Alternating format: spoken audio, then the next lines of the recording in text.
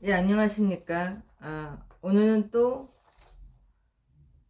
준비한 이야기가 중국 역사 사건입니다. 무술 변법이라는 사건을 한번 소개하고자 하는데요. 이게 조금 내용이 좀 길긴 한데, 제가 최대한 짧게 요약을 하고 말씀을 드리도록 노력을 할게요. 근데 또 그럴 기술이 없지만 한번 노력을 해보겠습니다. 청조 시기 첫 번째의 정치 개혁이 이어난 겁니다. 무술범법, 백일 유신, 그 다음에 유신범법, 그 다음에 유신운동, 이렇게 불려지고 있고요. 이 무술범법이라고 하는 거는 무술년에 이어났다 해서 무술범법이고요. 범법이라고 하는 거는 변할 번자에다가 그 법법자를 쓰는 거거든요. 그러니까 헌법을 고친다 이런 의미라고 생각을 하시면 돼요. 그러니까 모든 제도들을 바꾸겠다는 얘기예요. 그러니까 한마디로 개혁을 하겠다는 거죠. 막 뒤집겠다는 얘기죠. 그 다음에 백일 유신은 이게 이 사건이 103일 만에 끝나게 돼요. 그래서 백일 유신이라고 합니다. 그리고 유신이라는 경우는 새로 모든 걸 바꾼다는 의미를 갖고 있거든요. 그래서 유신범법이라는 것도 있고요. 그 다음에 유신운동이라고도 하고요. 다시 한번 말씀드리지만 무술년에 모든 걸 바꾸겠다는 얘기입니다. 그러니까 청조 시기에 한 번도 그런 적이 없다는 거죠. 그러니까 과거에 본인들이 갖고 있었던 제조도 그대로 두고 정치를 했지, 이걸 막 완전히 뒤집어 엎어본 적은 없거든요. 한마디로 혁명을 일으킨 적이 없다는 거예요. 근데 이거는 처음으로 시도한 혁명이죠. 하지만 당연히 성공은 못하죠. 103일 만에 실패로 돌아갑니다. 자, 청말, 광서제 때 강유유와 양계초라는 진보 측에 속하는 유친파가 나타납니다. 그러니까 그들이 이제 대포자들이고요. 광서제에게 서양을 배우자. 그래서 과학 문화를 중국에 수용하고 발전을 시켜서, 그렇게 하려면 정치와 교육 제도를 또 다 바꿔야 한다. 그 다음에 농공상, 그러니까 농사, 공업, 상업, 그 모든 걸 또 발전을 시켜야 한다고 이렇게 주장하게 됩니다. 근데 그게 자본 계급에서 일으킨 계몽 운동인 겁니다. 그러니까 강유유와 양계초가 백성들에 속한 사람들이 아니에요. 그 사람들은 사대부입니다. 그러다 보니까 자산계급, 뭐 자본계급이라는 그걸 사용하는 거예요. 그러니까 자본계급 사람들이 일으킨 계몽운동이라고 생각하시면 됩니다.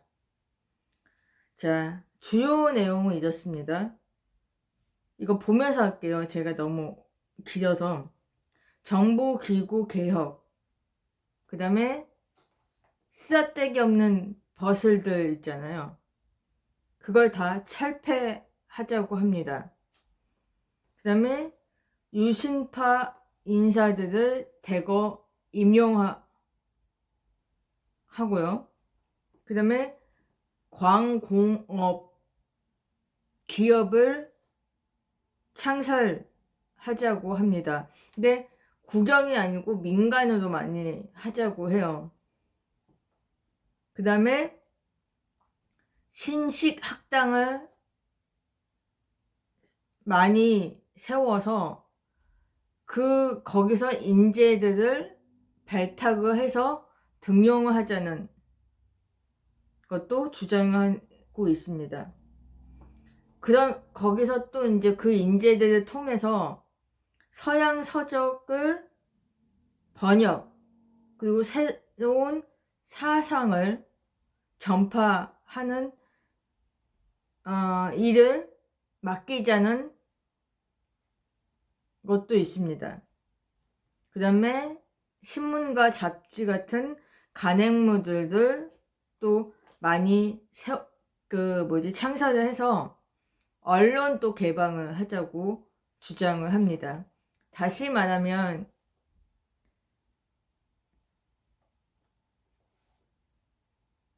봉건 제국주의였던 청나라가 아닌 입헌군주제로 바꾸자는 겁니다. 그러니까 황제는 그대로 있대. 일본처럼 천황은 그대로 있대. 수상이나 그 내각 관리들이 정치를 하는 거예요. 그 다음에 국민들에게 참정권이나 선거권을 주자. 그걸 중국에서도 하자는 거죠.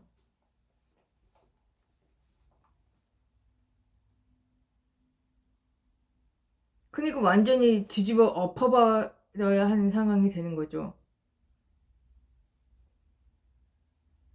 그리고 육군, 해군 같은 신식 군인을 창설하고 훈련을 시키자. 그 다음에 과거 시험에 사용하는 팔구문 같은 번거롭고 어려운 문장을 없애자는 얘기도 합니다.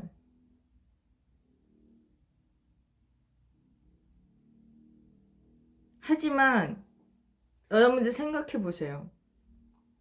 보수파, 그러니까 그 당시에는 수구파라고 했어요. 청나라에서는. 근데 그냥 보수파라고 얘기할게요. 자이테오에 속하는 보수파 인사들은 이걸 좋아하겠어요? 싫어하죠. 왜? 자기네한테 손해거든요. 이익이 전혀 없어요. 나중에 자기네들이 어떻게 될지 모르는데 이것으로 인해서. 그래서 엄청난 반대를 하게 됩니다. 자, 그리고 그 당시에 딱 생각을 해보세요. 강서제나 그쪽 진보에 속하는 유신파들이 힘이 있었겠어요? 없었어요. 그 당시에 곰세 실세들은 자이테우 쪽에 보수파들만 갖고 있었단 말이에요. 특히 자이테우가 독점으로 권력을 갖고 있는 인물인데, 야, 이 인물들을 어떻게 이겨요? 못 이겨요. 그 벽 못 무너뜨려요. 그러니까 당연히 103일 만에 실패할 수밖에 없죠. 자, 그래서 1898년 9월 22일 날 자이테오가 무술정변을 또 발발합니다. 그러니까 아까는 무술범법이었잖아요. 법을 바꾸자 뭐 이런 의미인데 이건 정변입니다. 쿠데타입니다. 그러니까 자이테우와 누구죠? 보수파 측에서 다시 정변을 일으킨 거예요. 그래서 거기서 당연히 이기게 되고 광서제는 광금을 시켜버립니다. 그 중남해라고 뭐 이렇게 그 어디 인공 그 호수가 있는데 그 가운데에 무슨 그 구웅전이 하나 있어요. 거기 중남해 인대라고 하는데 거기에다가 감금을 시켜버립니다. 그리고 유신파들에 속하는 인물들을 다 체포해서 죽이려고 하죠. 하지만 양계초와 강유인은 눈치를 챘는지는 모르겠는데 아마 눈치챘을 거예요. 자기네들이 졌을 거라는 생각을 하고 며칠 전부터 왜곡으로 틀려고 그걸 준비를 했습니다. 그래서 강유이 같은 경우는 일본으로 아마 도망을 갔었고요. 그 다음에 양계초는 프랑스인가 영국인가 그쪽으로 도망을 간 걸로 알고 있습니다. 정확한 거는 모르겠어요. 조사를 해봐야겠는데 아무튼 그 두 사람은 외국으로 도망을 가고 무술 육군자라고 6명의 또 유신파가 있어요. 그 인물들과 또 2명의 또 유신파에 속하는 사람들이 있는데 그 8명은 체포가 되고 6명은 사형을 당하고 처형을 당하고 2명은 감금이 되고 유배가 됩니다. 그것도 이제 나중에 자세히 말씀을 드릴게요.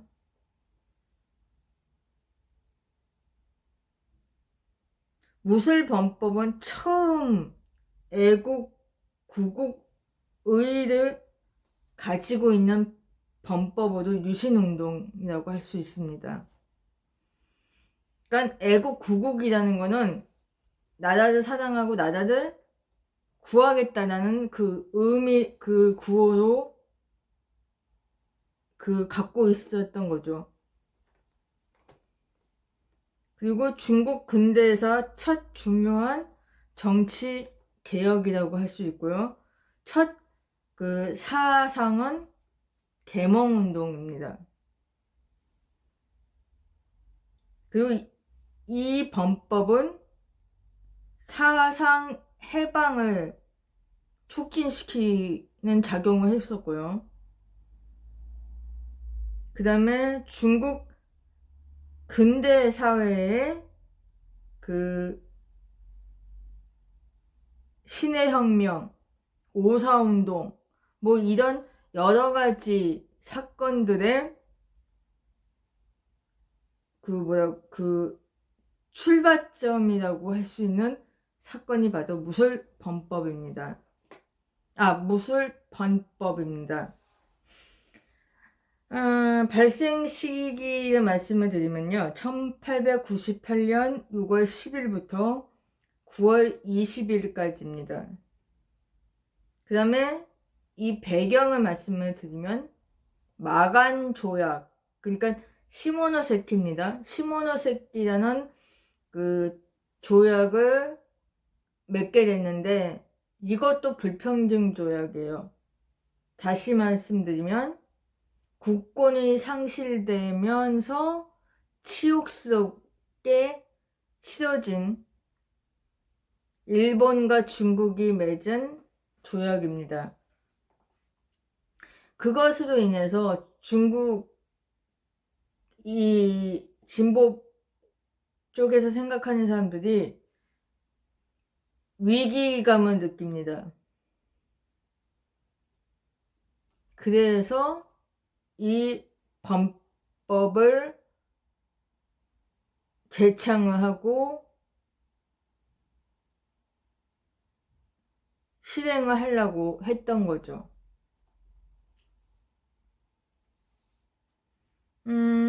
되게 여러 가지도 제가 이렇게 준비를 했는데 그거는 그렇게 중요한 것 같지가 않아서 말씀은 안 드릴게요. 뭐 무슨 국제적 배경, 뭐 국내적 배경 이런 것도 다 있는데 그거야 뭐 당연히 그 당시 배경을 아시면은 아마 이해하기 쉬울 거예요. 잠깐 소개를 해드릴게요. 그러면 국제적 역사 배경을 얘기해드리면 19세기 하반기에 자본주의가 급속하게 발전하게 되는 단계가 됩니다. 그러니까 제2차 공업혁명 이후부터 막 서양이 막 발전하게 되잖아요. 그리고 가독이기도 하지만 그래도 아시아들에 비해서는 발전이 더 급속해졌단 말이에요. 그런데 영국, 미국, 프랑스, 독일 등이 일찍이 자본주의 제도의 국가가 돼서 세계 선두권을 잡습니다. 그리고 조금 낙후된 러시아, 일본도 마찬가지로 자본주의로 접어들고 있었고요.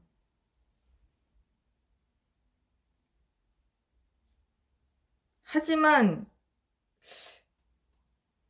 그리고 정치적으로 보면은 이제 민주화가 되는, 그러니까 뭐 19세기 후반 구미 자본주의 국가로 뭐 개혁을 회의하면서 그 과정에서 민중들에게 참정권, 선거권을 줌으로 인해서 정치적으로 민주화를 실행하게 되는 거죠. 그리고 이게 서양으로 이렇게 전파가 쭉 되잖아요. 그 다음에 영국, 미국 등 같은 경우는 뭐 문관 제도를 개혁하고, 그 다음에 관리의 공무 집행을 또 정돈을 하고, 그 다음에 행정관리 효율성을 또 높이기 위해서 또 그걸 현실화하고요.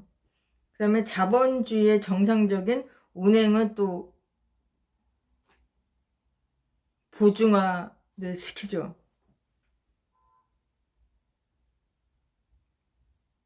아무튼 그러면서 계속 날라리 완벽해지고 있었습니다. 근데 왜 자꾸 발음이 안 좋아지죠? 아무튼 날라리 발전하고 완벽해지고 있었는데, 그 다음에 아시아 쪽에서 보면 일본이 유일한 아시아권 나라 일본이 메이치 유신을 일으킵니다. 그러니까 이게 메이치 천황 당시에 일으킨 유신 운동이에요. 그래서 메이치 유신입니다. 그때부터 이제 또 자본주의의 길로 급속하게 발전을 하게 되죠. 일본이라는 나라가. 그래서 중국 같은 경우는 이 여러 서양 나라와 일본을 본받을 수밖에 없는 거죠.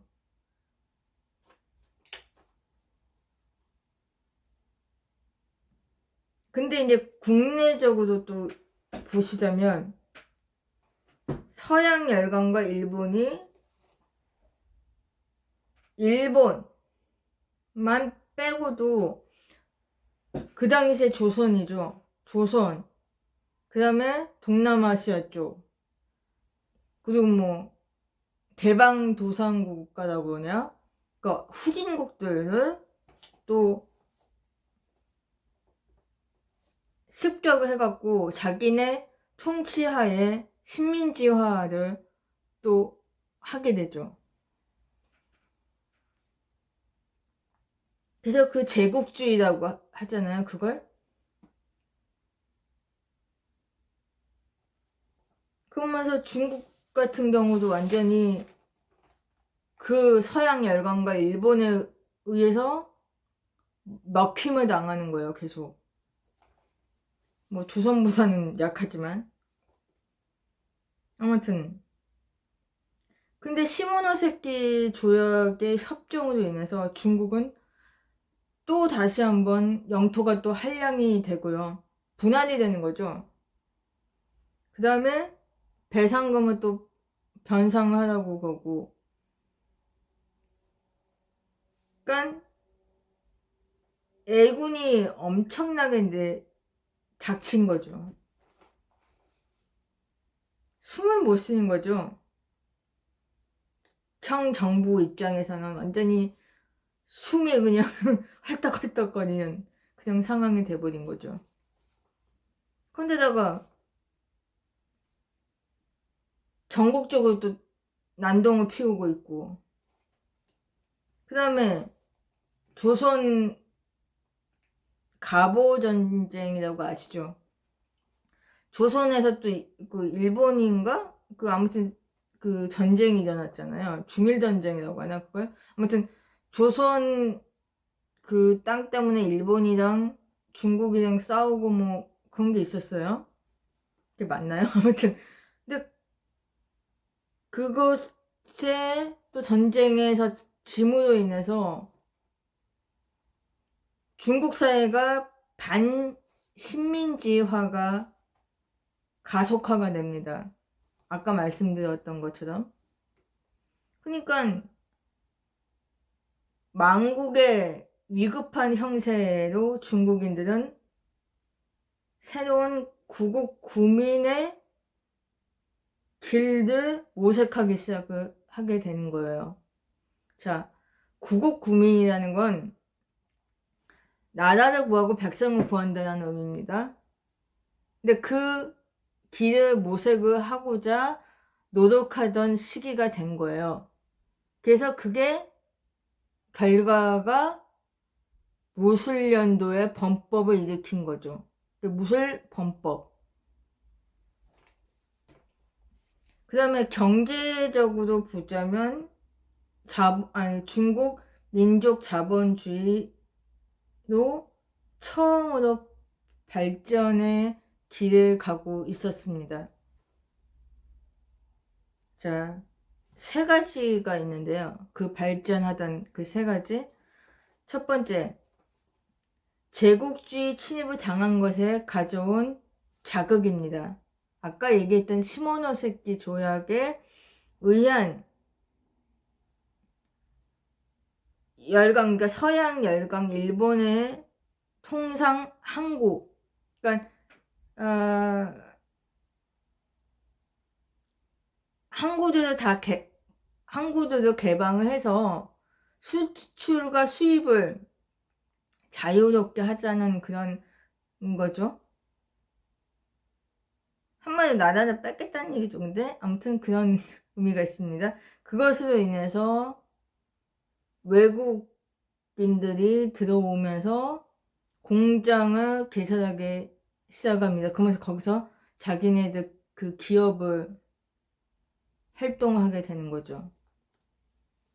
그 잇따라 자본이 그러니까 수출해지기 시작합니다. 근데 자본 수출이 좋아서 얘기죠. 한마디로 중국의 천연 자원들 같은 경우 뭐 이런 그 자급자족하는 자연 경제가 타파가 됩니다. 왜?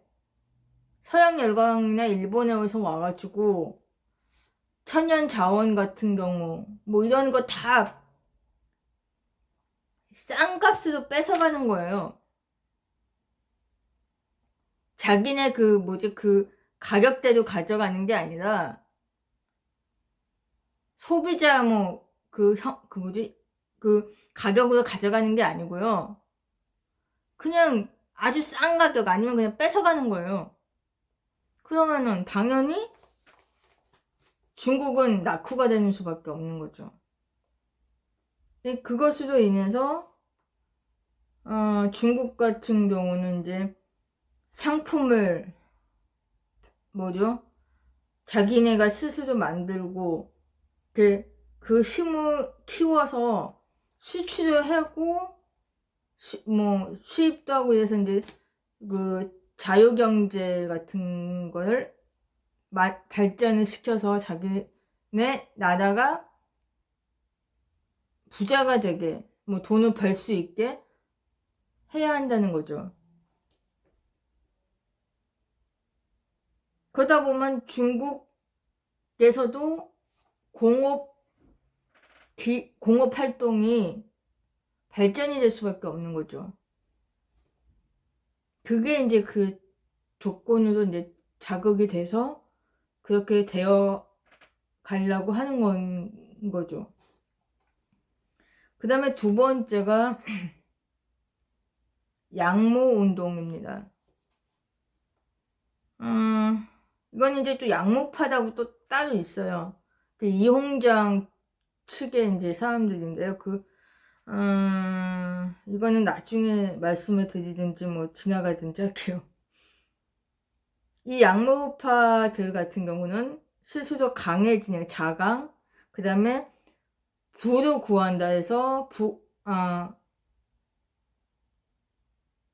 구부, 그러니까 자강, 구부, 스스로 강해지자, 그 다음에 부를 구하다. 왜 구호를 외치면서 일괄적으로 근대 공업 기업을 창설하게 되고 중국 민족 자본주의의 발전에 대한 견인과 자극을 하는 작용을 하게 됩니다.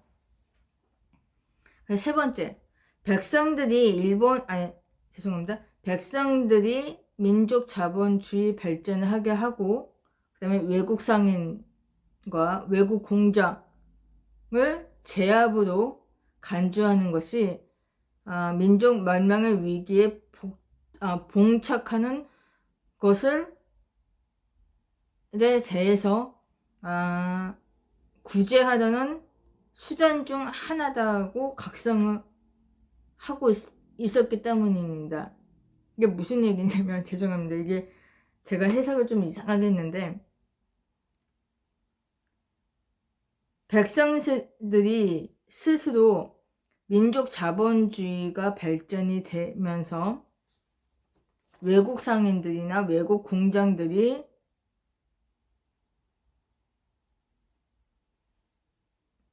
자기네 이익을 위해서 그 중국 민족 자본주의를 억압을 하게 되잖아요. 압박을 하잖아요. 그러면은 그게 이제 민족 멸망 위기에 가까워진다고 느껴지는 거죠. 그래서 그 민족 멸망 위기를 구하려는 수단으로 생각하고 있었다는 거죠. 그러니까 깨달았다는 얘기예요.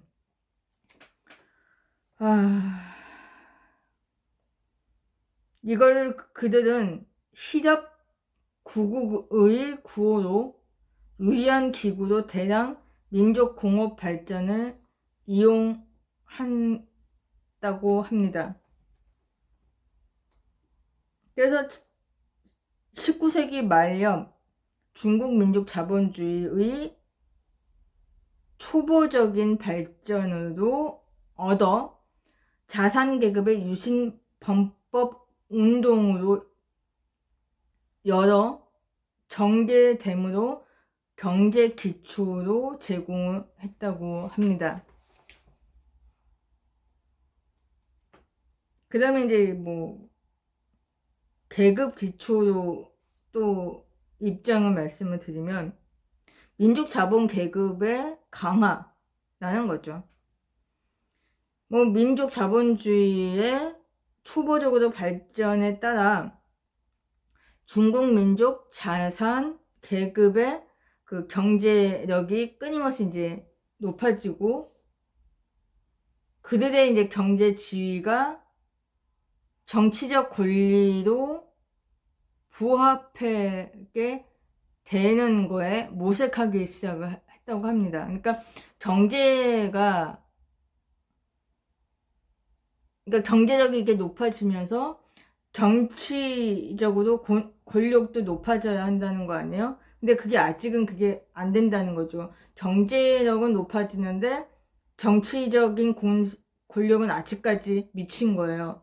근데 그걸 높이기 위해서, 그러니까 상등하게 하려면 뭔가 강구해야 하잖아요. 그러니까 그것을 위해서 연구를 했다고 하는 거죠. 그리고 민족 자산 계급, 새로운 정치 세력이 정치 무대에 이제 등장을 하게 됩니다. 그래서 무술범법의 계급이 기초가 제공하게 된 거고요. 자, 그 다음에 사상적으로 말씀을 드릴까요? 이거는 좀 기니까 다음 시간에 그냥 얘기를 할게요. 그러니까 이거 한 몇 편으로 이렇게 이어서 할게요. 너무 길어지니까 좀 지루하실 수 있으니까 제가 생각하기에는 한 4번, 5번은 더 나갈지도 모르겠어요. 그래서 이렇게 나눠서 하겠습니다. 그러면 이만 1편은 줄이겠습니다.